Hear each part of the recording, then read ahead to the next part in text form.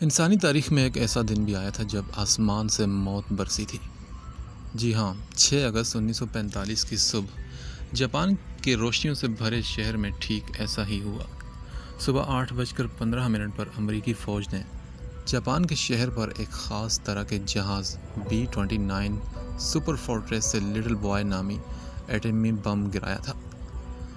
اس بم کی طاقت 15 کلو ton TNT کے برابر تھی، جو عام بموں سے کہیں زیادہ ہوتی ہے۔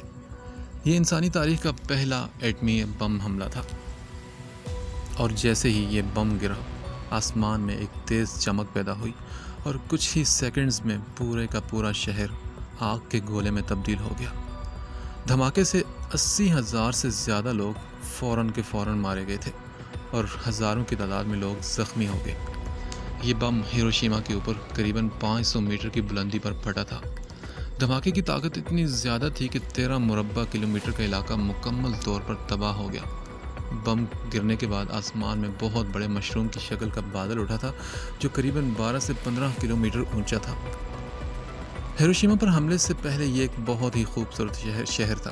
یہاں کی سڑکیں، عمارتیں، سب کچھ بے حد خوبصورت تھا، لیکن ایک ایٹمی بم کے حملے نے سارے شہر کا نقشہ بدل دیا۔ شہر کی عمارتیں مٹی میں مل گئی، سڑکیں پھٹ گئی اور ہر طرف صرف لاشیں ہی لاشیں دکھائی دے رہی تھی۔ دھماکے کے بعد کا منظر بہت زیادہ خوفناک تھا۔ چاروں طرف صرف تباہی ہی تباہی تھی۔ آگ کی لپٹیں آسمان کو چھو رہی تھی اور تابکاری سے لوگ بری طرح متاثر ہو رہے تھے۔ درجہ حرارت بہت ہی زیادہ بڑھ چکا تھا۔ دھماکے کے مرکز میں تو 4000 ڈگری تک جا پہنچا تھا۔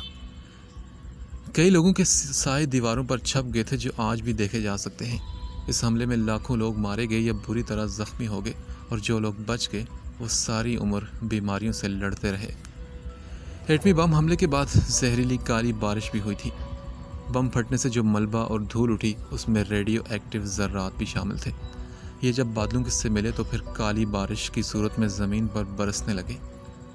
اس بارش نے اپنے رابطے میں آنے والی ہر چیز کو آلودہ کر دیا، اور جو لوگ اس بارش کے پانی میں نہائے انہیں کئی طرح کی بیماریاں ہوئی اور بہت سے لوگوں کی موت بھی واقع ہوئی۔